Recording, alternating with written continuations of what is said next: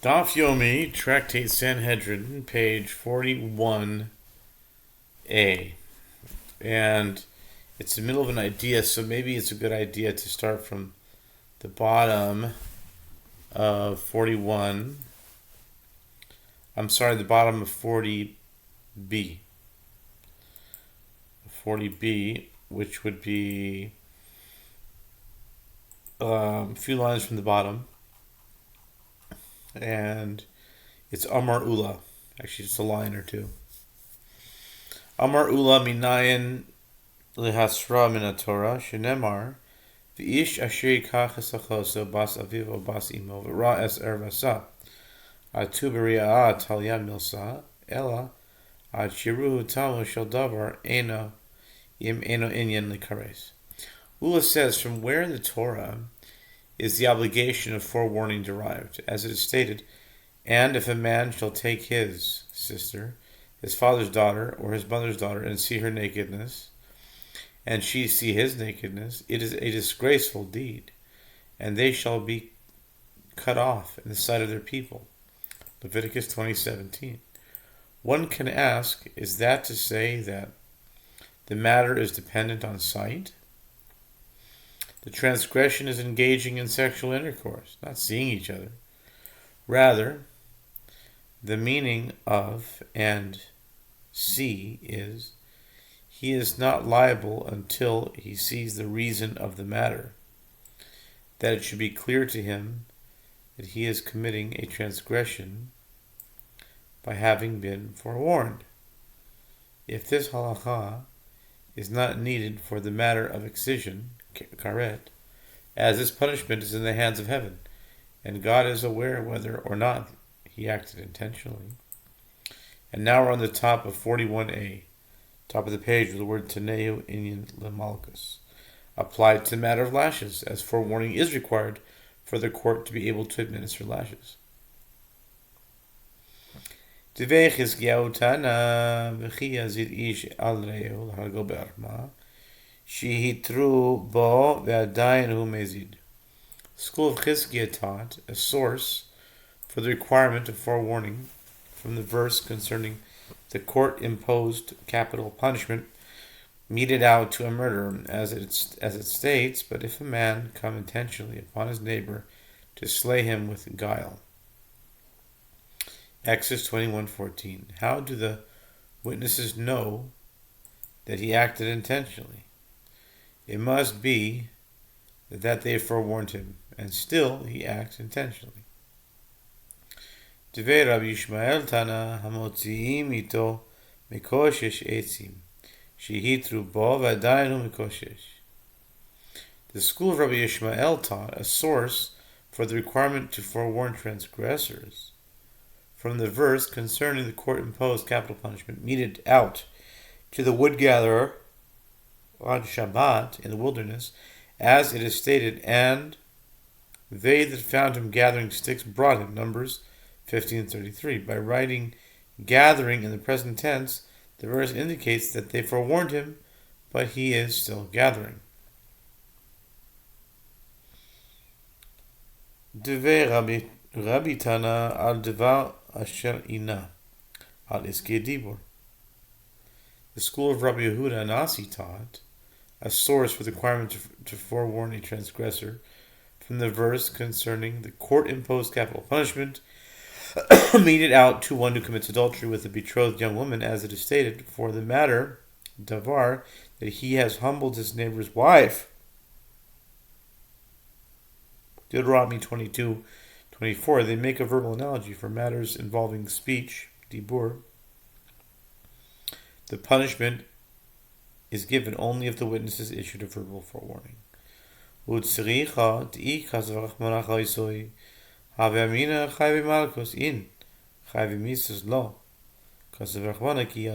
Gemara comments, and it is necessary to have all these sources, since if the merciful one would write the requirement of forewarning in the context of his sister, Leviticus 2017 alone, I would say those liable to receive lashes, yes, they do require forewarning, but those liable to receive court-imposed capital punishments, whose transgressions are severe, do not require forewarning.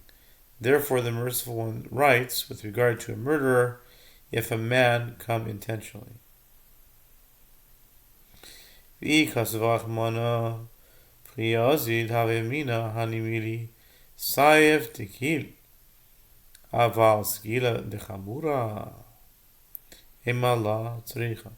And if the merciful one would write only, if a man come intentionally, I would say that this statement applies only when the penalty is death by the sword, as that is a lenient form of court-imposed capital punishment. But with regard to stoning, which is a severe form of court-imposed capital punishment, one could say that it does not require forewarning. Therefore, it is necessary to state the requirement of forewarning with regard to one who desecrates Shabbat. The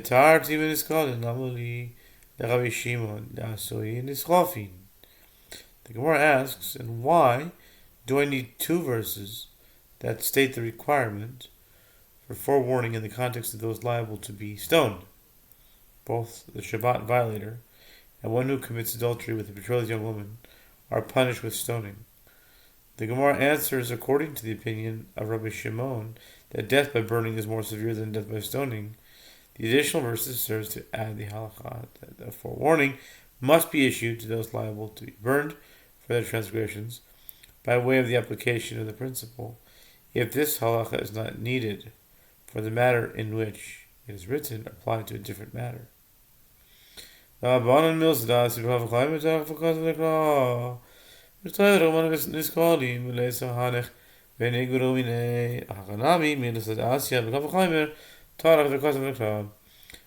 to the opinion of the rabbis, that death by stoning is more severe than death by burning. One can say that even with a matter that can be derived through an a fortiori inference, the verse nevertheless takes the trouble and writes it out explicitly. The Gemara challenges, but let the merciful one write this halacha only in the context of those liable to be stoned, and let these others be derived from it, as stoning is the most severe punishment. The Gemara answers here too, one can say that even with a matter that can be derived through a kal v'chomer inference, an a fortiori inference, the verse nevertheless takes the trouble and writes it explicitly. Hitiras b'lemiso menalan amarav avite mechizkiah amar kra yumas hames ad yatir atzmo lemisa. The Brisa teaches that one of the questions the court asks of the witnesses is, did he release himself to death? Meaning, did he acknowledge that he is aware that the court imposes capital punishment for murder? The Gemara asks, from where do we derive that he must release himself to death?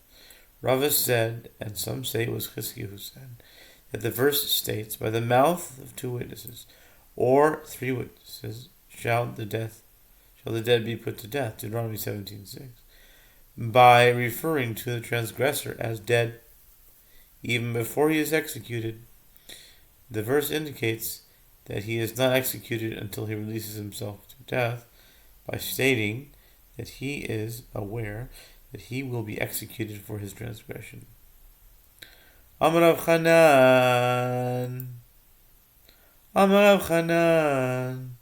Eidei na'ara hamurasa shehuzmu ein neherogin mitoch shechulim loimar le'osa al bana ba'anu.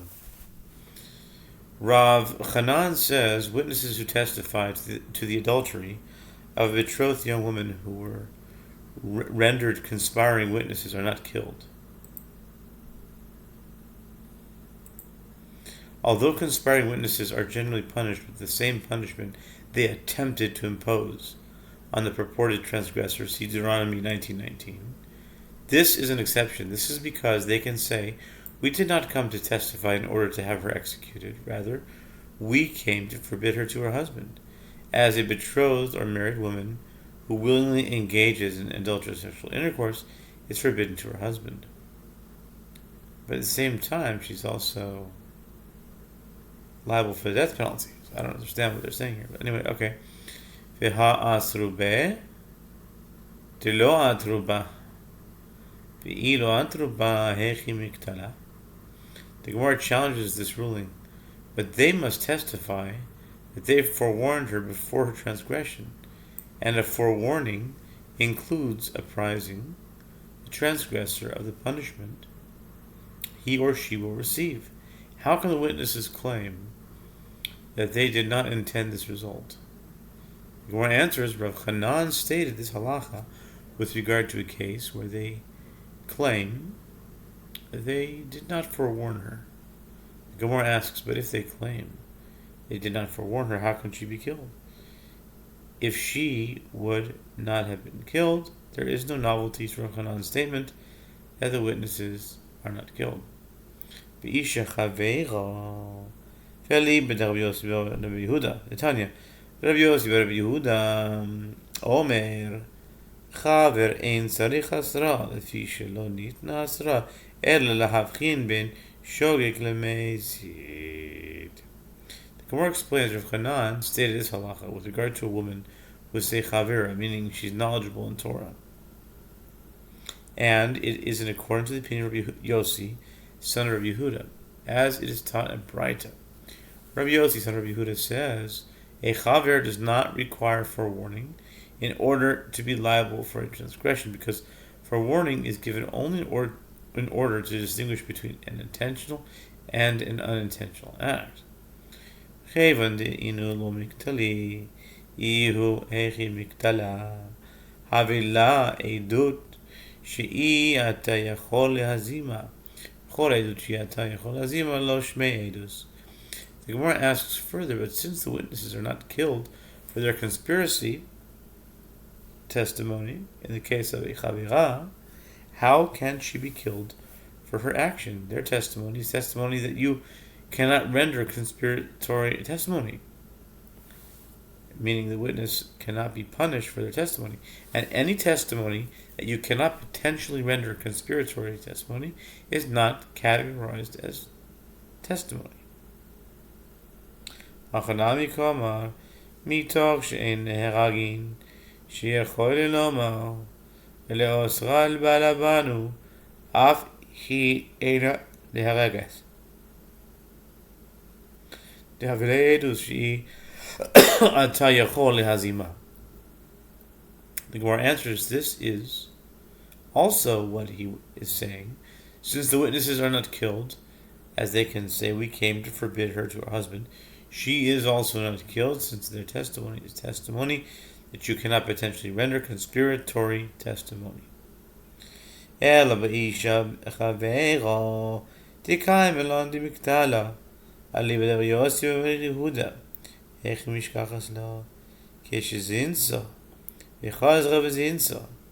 The Gemara challenges, but with regard to a woman who is a chaveira, since we maintain that she can be killed without being forewarned, how can you find this occurring according to the opinion of Yossi, son of Yehuda? And there was no forewarning. The witnesses can claim that their intention was to forbid her to her husband. The Gemara answers, it is found in a case where they testify that she committed adultery, and then they testified that she again committed adultery.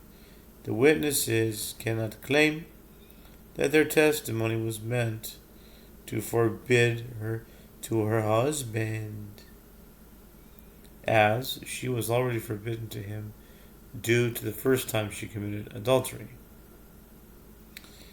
The Gemara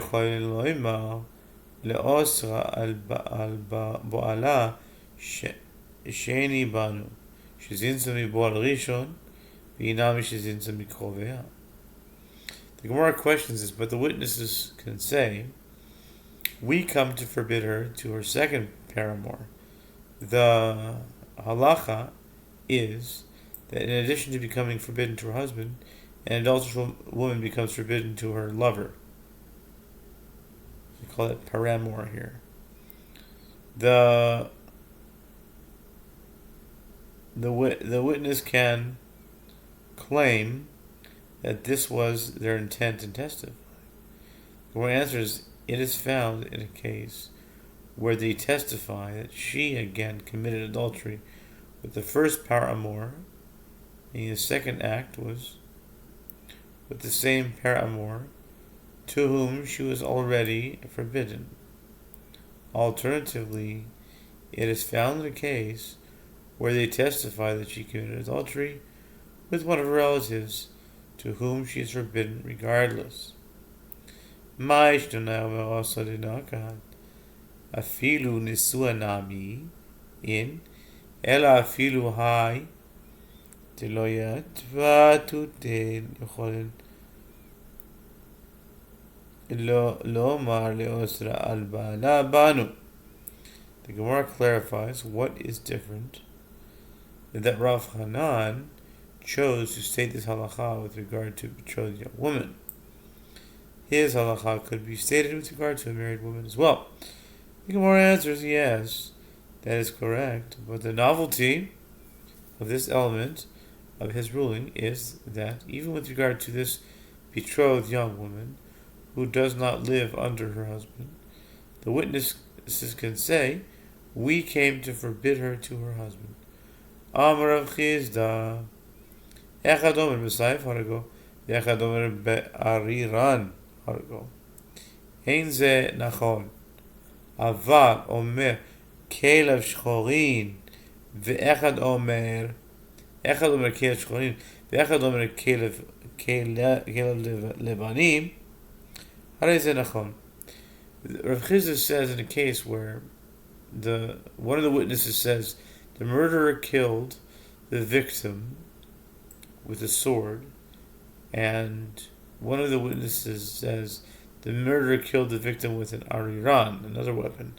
This is not congruent testimony, as this is a clear contradiction.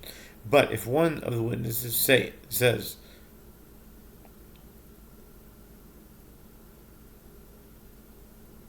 the murderer's garments were black, and one of the witnesses says the murderer's garments are white, this is congruent testimony, and that this is not a meaningful discrepancy.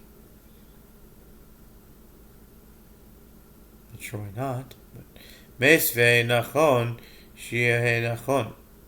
Echad omer b'Sayif harago, echad omer b'Ariran harago, echad omer kli shchorin, kelev shchorin, echad omer kelev levanim.